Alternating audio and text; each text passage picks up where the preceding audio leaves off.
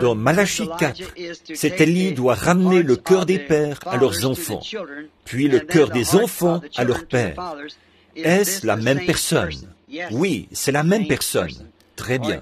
Oh, attendez une minute. Non, pardon, excusez-moi. Juste, vous voyez comme le Saint-Esprit a saisi ça pour moi? Non, je pensais qu'il était dit que, voyez, ce dont il s'agissait dans Malachie 3, là, j'envoie mon messager devant ma face, c'était Élie. Dans Malachie 4, voilà qu'il est dit, voici, j'envoie Élie.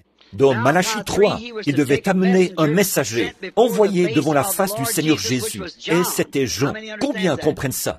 Dans Malachie 4, quand cet Élie vient, immédiatement après son message, et tout après, c'est la venue du Seigneur et le renouvellement de la terre. Et si vous remarquez, pour le confirmer là, que ce n'est pas la façon dont le Saint-Esprit a écrit cela par ce prophète, il a dit, il ramènera d'abord le cœur des pères à leurs enfants. Voyez, ça, c'était la première venue de Jean. Il a ramené le cœur des pères, des vieux patriarches qui étaient les pères, au message des enfants, qui était la nouvelle génération d'alors, Jésus, dans cette génération-là.